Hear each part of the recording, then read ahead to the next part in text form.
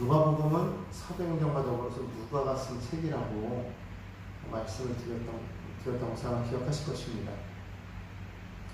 이 누가복음에서 마지막 부분에서 이야기하는 것도 그렇지만 누가복음 전반적으로도 성령에 대한 이야기가 많이 나오고 있고요. 특별히 사도행전으로 넘어가면 이 성령의 역사를 통해서 제자들이 사역하는 그런 모습을 우리가 보게 되죠.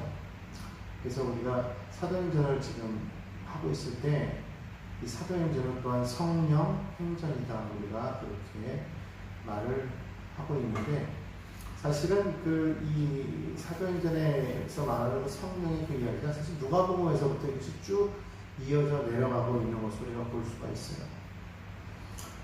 특별히 오늘 우리가 이 부분에서 보면 바로 그런 부분들이 나와 있는데, 예수님께서 제자들에게 부활하신 모습으로 나타나신 이후에 제자들에게 말씀을 하신 것은 뭐냐면, 지금까지 내가 너희들에게 모든 그 성경에서 말하는 모든 것들이 사실은 나에 대해서 말하는 것이고, 그리고 이런 모든 것들이 반드시 이루어질 것이다 라고 그렇게 너에게 말하지 않았느냐, 그것이 지금 내가 너에게 보여주는 바로 이것이다 라고 말씀을 하고 있습니다. 그것이 무엇이었냐면 바로 예수님께서 고난을 받으시고 죽으셨다가 다시 부활하실 것에 대한 그런 이야기였지요. 사실 이 부분에 대해서 예수님께서 죽으시고 부활하신 그 부분에 대해서 사람들이 사실 많이 믿진 않았죠. 보아도 직접 만져봐야 그래야 믿고, 그 정도였으니까 사실 얼마나 그 사실이 놀라운 일이었겠습니까? 오늘날도 사람이 죽었다가 살아나는 그 일이 그렇게 흔한 이야기는 아니죠. 거기는 없다고 우리가 봐야 되겠죠. 왜 성경에서 3일 만에 죽은 자 가운데서 살아났다고 얘기하냐면, 이 유대인들은 사람이 죽으면 그 사람의 영혼이 그 몸을 떠나서 3일간 그 근처에서 그 위에서 머물다가 3일이 지나면 떠나간다고 그렇게 생각을 했어요. 그러니까 3일이면 완전히 죽었다라고 판단을 한다는 것이죠. 그러니까 예수님이 3일 만에 부활하셨다. 이 말은 무슨 말이겠어요? 완전히 죽으셨던 예수님이 부활하시면, 나사로도 마찬가지죠. 죽은 지 사흘이 되었는데 그가 다시 살아났어요. 완전히 그들이 생각했을 때는 3일이라는 그 시간은 완전히 죽은 거예요. 그런데 다시금 부활했던 거죠. 예수님도 마찬가지죠. 예수님의 사건도 왜 죽으셨다 바로 일어나는 게 아니라, 그들이 이성적으로 생각했을 때 그들의 어떤 그 관습이나 그들의 생각의 어떤 사고 속에서는 3일이면 완전히 죽은 거라고 판단을 내린다는 것이죠. 우리나라도 그러지 않습니까? 그래서 보통 이제 3일장을 드리잖아요.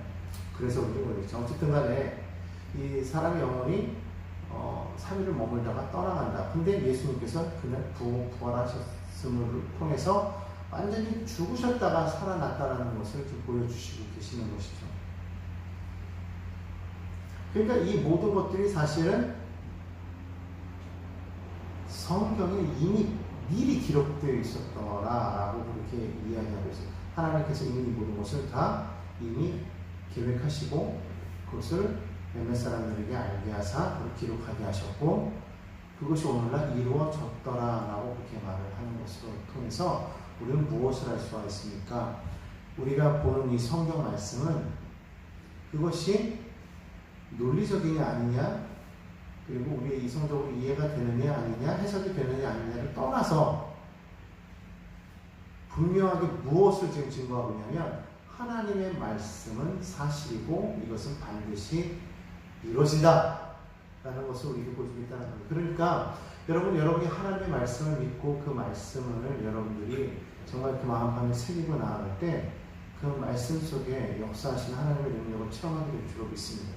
하나님의 말씀은 살아있다고 말하죠. 하나님의 말씀은 살았고 능력이 있다고 했습니다. 자와의 날성검보다 예리하여서 우리 홍과 육감의 관조가 고수를 찔러 쪼개는 역사가 있겠다고 성경은 말씀하고 있습니다.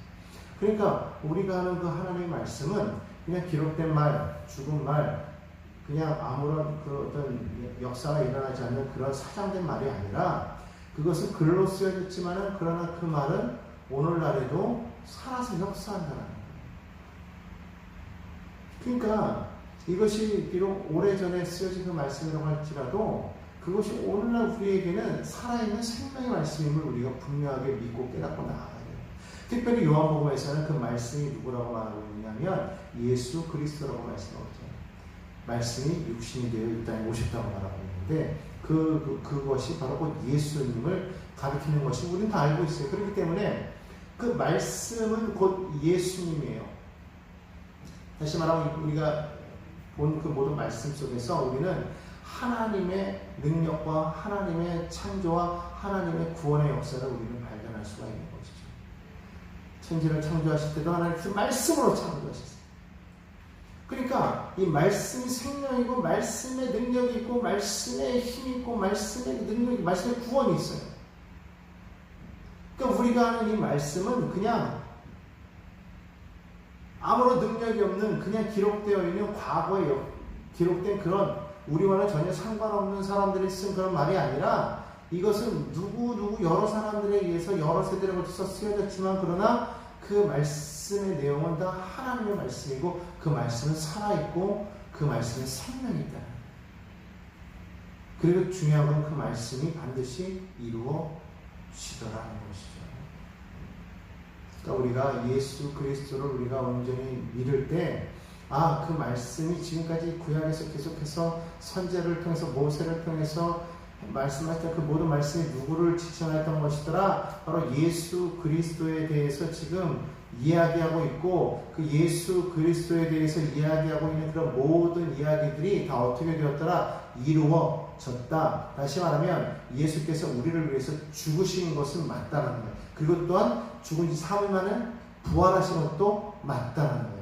지금 그 예수님은 어디가 계시는 거예요? 하늘로 올라가셔서 하나님 보좌 우편에 앉아 계시는데 이제 때가 되면 다시 이 땅 가운데 오셔서 심판하신다.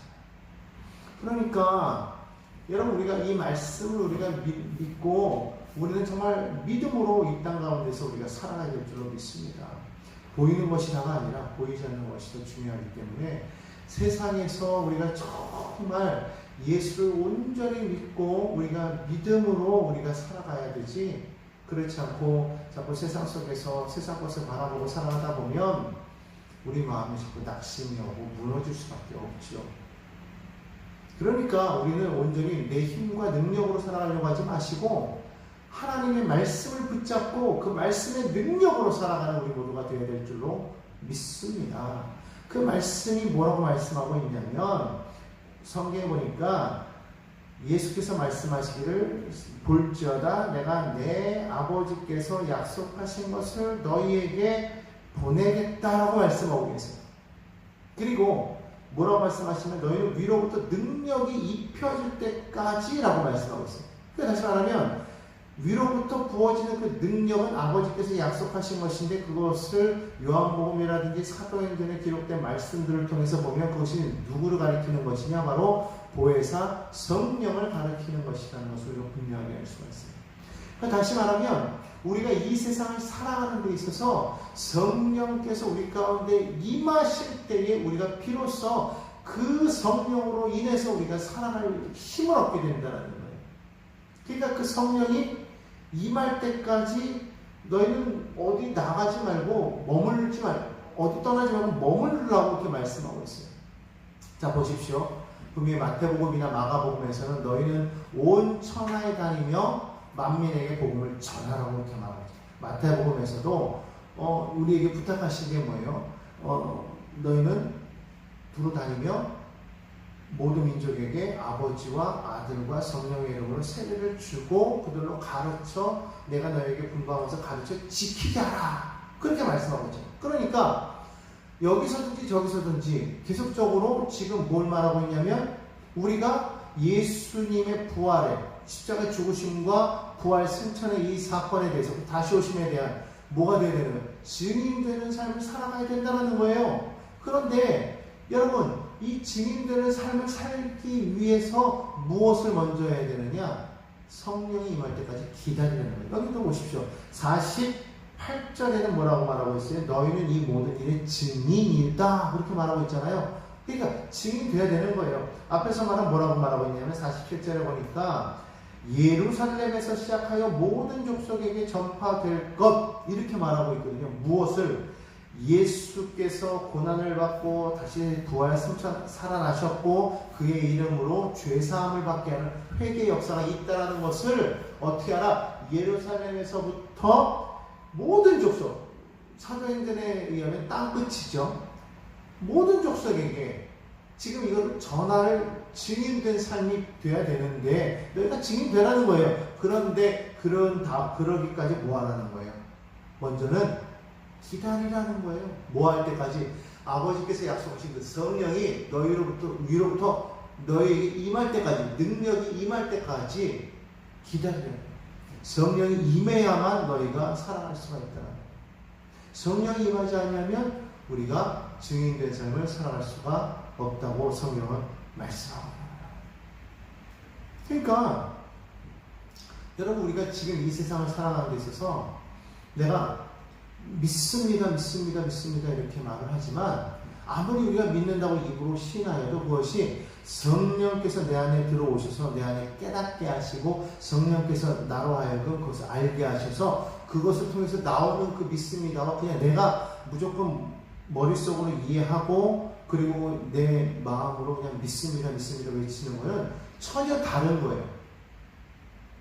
내 의지로 하는 게 아니라 성령으로 말미암아서 하는 것, 이 믿음이 필요한 것이지 내가 무조건 믿습니다는 믿음은 성경에서 말하는 믿음이 아니라는 거예요. 우리가 아무리 믿습니다 하여도 의심이 될 때가 있어요. 어려움이 다가오면 무너질 때가 있어요. 그런데 성령께서 내 안에 정말 오셔서 나로 하여금 강권적으로 역사하셔서 정말 이것이 믿어지게끔 하시는 거예요. 그 살아계신. 왜냐하면 자 보십시오. 예수님이 부활 승천하신 것을 본 사람들 몇 명 안 돼요. 그들만 그 일에 증인이 되면 우리는 뭐예요? 우리는 그럴 필요가 없는 거예요? 그건 아니거든. 우리 역시 그 일에 증인이 되어야 되는데 우리는 직접 보지 못했단 말이에요. 우리는 그 말씀을 들은 것밖에 없어요. 이들은 그 일에 대해서 증인이라고 말할 수 있어요. 근데 우리는 그러지 못하는 거예요. 바울 역시도 마찬가지예요. 바울도 그가 직접 예수님을 부활하신 것을 보지 못했어요. 물론 다메섹 도상에서 그가 예수를 영광 중에 보았지만 그러나 그가 예수를 보고 난 이후에도 아나니아가 와서 제자인 아나니아가 와서 안수하고 성령을 받게 한 이후에 그는 예수를 증거하기 시작했다고 말하고 있거든요. 그러니까 결국엔 우리가 직접적으로 보지 못한 사람들은요, 성령이 우리 가운데 임하여서 우리로 하여금 그것이 마음이 열려서 성경을 깨닫게 하지 않으면 우리가 믿음이 생기지 않아요. 증인이 되라고 해서 뭐 그냥 억지로 막 증인시킬 수가 없는 거죠. 뭐 월급을 준다든지 아니면 뭐 포상을 준다든지 뭐 이런다고 해가지고 정말 목숨 걸고 증인된 삶을 사는 사람은 없다라는 것이죠. 그럴 수도 없어요. 그러니까 성령이 임해야만 되는 거예요. 그러니까 너희는 먼저 뭐 하라? 성령을 받으라는 거예요. 근데 그 성령이 내가 막 뭐 떼쓴다고 주는 거예요? 내가 뭐 하나님 앞에서 하나님 나에게 성령 주세요 하고 막 요청하면 주시는 거예요? 아니에요. 그것은 하나님께서 우리에게 임의로 은혜로 우리에게 주시는 거예요. 우리가 그것을 믿고 우리는 구하되 내 힘과 내 능력으로 구하는 것이 아니기 때문에 단지 우리는 뭐 하는 거예요? 그분의 임재를 기다리는 거예요. 그러면 하나님께서 구하는 자에게 성령을 선물로 주시는 거예요. 성령을 받고 나서야 우리는 비로소 그리스도의 제자의 삶을 살아갈 수가 있는 거라는 거죠. 예수를 알 수는 있다고 지난번에 말씀드렸어요. 예수를 내가 알 수는 있어요. 예수를 믿을 수는 있어요. 왜냐하면 성령께서 그것을 깨닫게 하시기 때문에. 그러나 성령이 그것을 깨닫게 하시는 것과 성령이 위로부터 나에게 부어지는 것과는 이건 차이가 있는 거예요. 성령이 예수께 임하였을 때 예수님이 성령을 모르는 게 아니죠. 예수님 자체가 하나님의 아들이잖아요. 예수님 자체가 하나님의 아들인데 스스로를 부인할 수 없잖아요. 그런데 예수님이 당신이 사역을 하실 때 침례를 받고 올라오실 때 어떻게 됐어요? 성령이 그 위에 임하였다고 해요. 성령이 임하니까 성령에 이끌리어서 주님이 사역을 하기 시작한 것을 분명히 보십시오. 저희들도 마찬가지예요. 저희들이 예수님을 몰랐습니까? 예수님을 알았단 말이에요. 예수님이 하나님의 아들인 것도 알았어요. 그렇지만 베드로 보십시오. 당신이 하나님의 아들이라고 말을 고백하잖아요. 주는 그리스도시요 살아계신 하나님의 아들입니다라고 고백을 했지만 금방 뒤집어지잖아요. 예수님께서 나는 이제 곧 죽을 것이고 뭐 자꾸 얘기하시니까 그럴 수 없습니다라고 베드로가 막 그러잖아요. 그러니까 예수님께서 뭐라고 그러세요? 금방 칭찬하였다가 금방 뭐라고 그래요? 사탄아, 너희들이 오늘 화였죠. 아니 금방 칭찬받는 제자 되었다가 금방 사탄이 됐다가 뭐 왔다 갔다 해요. 지금 보십시오. 베드로가 예수님이 누군지를 몰라요? 알아요. 그분의 행하는 모습도 알았어요. 하지만 성령이 그 가운데 임하여 있지 않으니까 정확하게 지금 뭐가 뭔지를 모르는 거예요. 그냥 예수님이 그렇구나 뭔가 특별하고 뭔가 느끼는 거지만 그거 증인될 수 있는 그런 삶이 안 되는 거죠. 그러니까 뭐 예수님께서 뭐 잡혀가시면 자기가 끝까지 따라가겠다, 뭐 죽기까지 쫓아가겠다, 뭐 그랬던 사람이 정작 예수님이 잡혀갈 때는 그러지 못했잖아요. 재판장에 들어갈 때도 요한을 통해서 겨우 이제 따라서 들어갔지만 거기서 사람들이 너가 저와 함께지 저의 제자지 막 얘기할 때 어떻게 했었어요? 뭐 부인하잖아요. 심지어 막 저주까지 하잖아요. 그러니까 그러고 나서도 나중에 닭이 오니까 그제서야 예수님께서 하신 말씀이 생각이 나서 어떻게 했다고 그랬어요? 나가서 뛰쳐나가서 울었다고 그랬잖아요. 그러니까 베드로가 몰랐어요? 아니, 알았어요. 예수가 누군지 알았고 그렇지만 성령이 임하지 않으니까 성령이 임하지 않으니까 어때요? 못하는 거예요. 능력이 없는 거예요.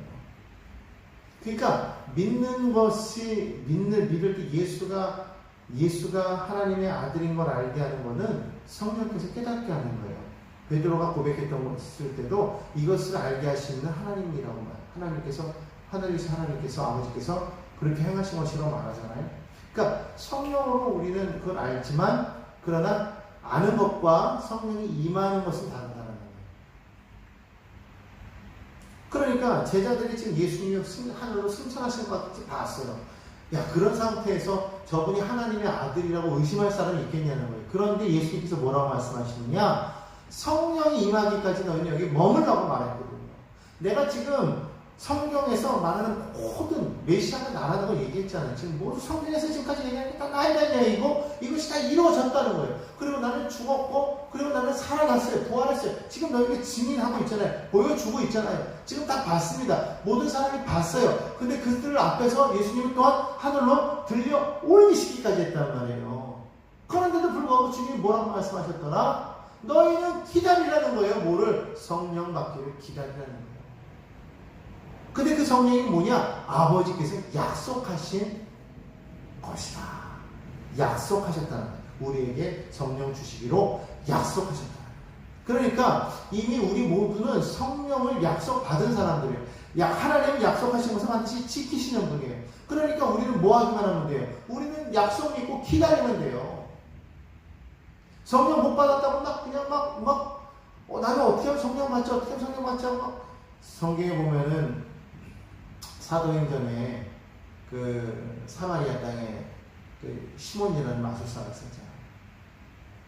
베드로와 요한이 와서 사람들 기도하는 거 성령이 막 임하는 걸 보고 내게도 그런 능력을 달라고 그런 성령을 내게도 달라고 해서 나도 사람들에게 막 안수하면 막 성령이 임하는 그런 능력이 나타나기를 막 그러면서 막 돈을 막 줄 때 베드로가 꾸짖잖아요. 성령을 돈 주사는 거 아니냐고. 네가 이때 망할 거라고. 여러분 마찬가지예요. 여러분 우리가 성령을 막 받으려고 막 할 때 안절부절 하고 막 남들이 뭐 하니까 막 그냥 어떻게 해야 되나 막 그냥 뭐 편법을 쓰려고 하고 이럴 필요도 없어요. 그냥 약속의 말씀 믿고 간절히 기도하면서 구하기만 하면 돼요. 그리고 기다리면 되는 거예요. 그러면 성령이 임하는 거죠. 왜 누구는 성령이 임하면 누구는 안 임하면 나는 왜 안 임할까 이러고 생각할 필요 없는 게 여러분 어떨 때만 간구하냐면 이렇게 모여서 예배할 때는 막 갈급해 막 갈구한다고. 그리고 나서는 이게 이어지지 않으니까 어떻게 돼요? 또 나가서는 안 갈급해. 잊어버린다고. 그러다 또 오면 또 갈급하고 또 잊어버리고 또 갈급하고. 여러분 생각해보세요. 약속을 했는데 약속을 자꾸 보면은 약속이 기억나고 안 보면 잊어버리고 그러면은 약속을 지킬 수가 있어요 없어요? 그러니까 약속 자리에 나와 있어야 줄 거 아니에요. 마찬가지로 우리가 정말 성령을 정말 받기를 사모하면요 갈급한 사람은 계속해서 뭐 해야 되는 거예요? 머물러 기도하고 머물러 기다리라는 거예요. 예루살렘에 모였던 그 초대교회 그 120명의 그 제자들이 다락방에 모여서 계속해서 기도했죠. 오순절 날까지 계속해서 모여서 기도했더니 그때에 열흘째 되는 날 성령이 임한 거 아니에요? 그러니까 여러분 정말 성령 받기 원하십니까? 간절히 기도하십시오. 끊어지지 않게 기다리라는 거예요. 올라서 자꾸 왔다리 갔다리 왔다리 갔다리 하니까 이게 받지를 못하는 거야. 정말 갈급하면은요 막 그냥 매 달려야 돼. 막 그냥 막 뭐 차라리 기도하고 뭐 금식 기도하고 막 그래서라도 받을 때까지 막 매와 달려서 기도해야 그래야 성령이 임하는 거 아니겠어요? 우리가 아무런 저것도 없는데 갑자기 그냥 뭐 앉으면 막 뭐 앉으면 쫙 하면 그게 아니라는 거죠. 그 여러분 그걸 알고 분명히 우리는 성령을 간절히 사모해야 될 줄로 믿습니다. 여러분은 성경을 보십시오. 이들이 보니까 어떻게 하고 있어요? 예수께서 하늘로 올라가신 이후에 그들이 하나님으로 올라간 걸 경배하고서는 막 기뻐가지고 주님이 떠나시는데 기뻐요. 왜 그래요? 주님이 떠나시지만 주님이 떠나면서 하신 말씀, 약속이 있기 때문에 기쁜 거예요. 생각해보세요. 사랑하는 사람이 떠나는데 여러분 기뻐요? 사랑하는 사람이 먼 나라로 간다고 쳐봐요. 이번에 가면은 이제 다시는 못 보는 거야. 그럼 슬퍼요, 안 슬퍼요? 예전에 제가 저희 가족 선교사로 발령받아서 중국으로 갈 때 저희 가족이 가는데 저는 형제가 없죠. 저희 안에 형제들이 있는데 아직도 기억나는 것이 그 저희 아내 그 동생들 여동 처제들이죠. 막 언니네 간다고 막 울던 막 그런 기억이 나는 거예요. 어디 죽으러 가는 것도 아니고 뭐 멀리는 멀리지만 그래도 가까운 이웃 나라인데도 불구하고 뭐 울고 난리 났었어요. 하물며 예수님은 하늘과 멀리 가시잖아요, 지금. 근데도 왜 기쁨이 넘쳐요? 우선 첫째로 죽으신 주님이 부활하신 거예요. 이 약속으로 이제 인정했어요. 와, 부활했어. 이야, 이게 진짜 말씀이 되네. 이게 말씀대로 진짜 이루어지셨네. 정말 예수가 정말 하나님의 아들이네. 제가 된 거예요. 하늘 올라가셔서 뭐라고 해요? 성령을 보내주시겠다는 거예요. 당신이 증인이 돼가지고 당신이 딱 증거하시니까 그럼 예수님 떠나가시지만 성령은 오신다 안 오신다? 오신다. 왜? 주님이 지금 보여주셨으니까. 당신이 죽었지만 부활하신다는 그 얘기를 계속했는데 실제로 그렇게 됐고 성령대로 말씀대로 이루어졌고 그것을 말씀대로 이루셨기 때문에 예수님의 말씀이 이제 확실한 거예요. 그분이 하신 말씀이기 때문에. 그러니까 예수님이 그들 보는 앞에서 하늘로 올라가셔서 막 울고 아이고 되고 예수님 가지 마세요. 왜 우리랑 같이 계시고 이게 아니라 올라가는데 막 경배하면서 막 그냥 기뻐가지고 막 환호하고 그리고서는 어디요? 성으로 가서 여기 성경에 보니까 늘 성전에 모여서 하나님을 찬송하는 거예요. 왜?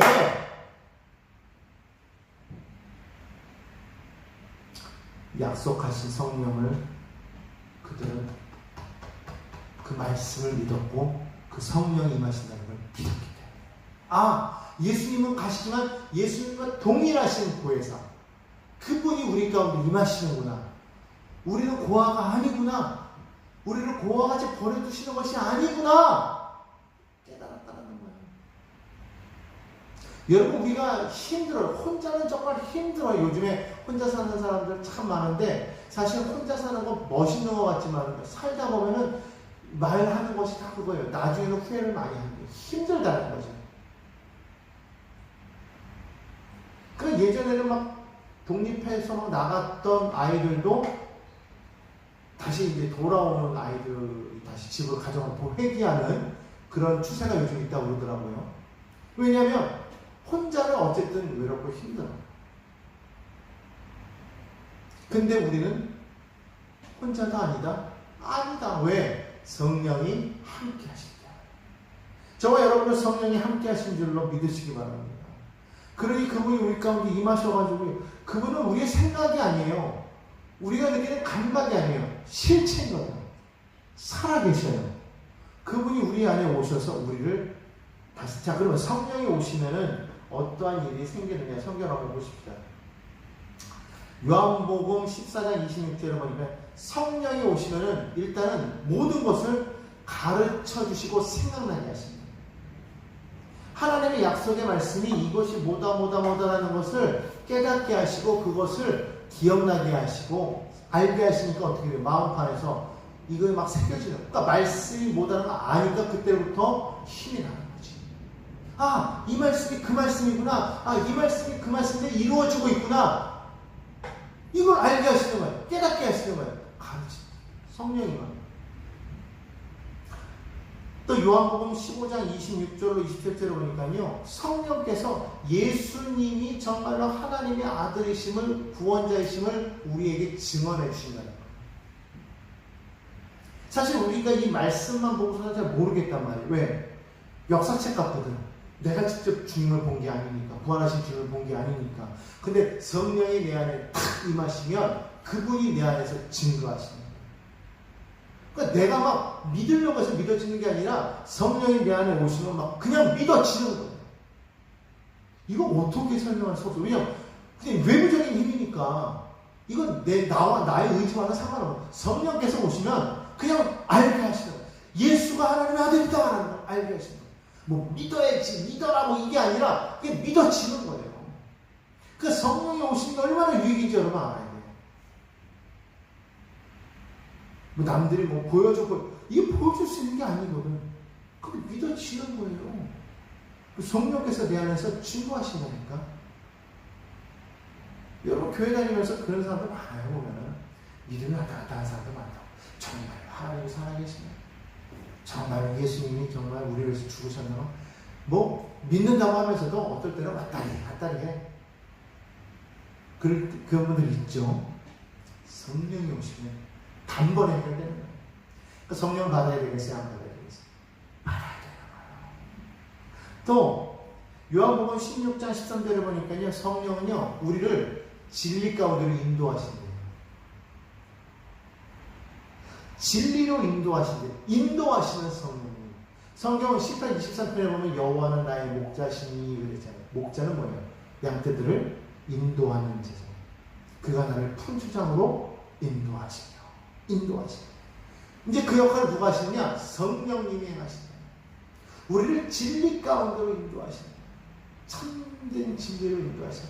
이게 세상에 보면요 거짓된 게 많아. 세상은 거짓된 게 참 많아요. 뭐 가짜 뉴스만 있는 게 아니에요. 세상에 온갖 것들이 가짜가 판치는 세상 아닙니까?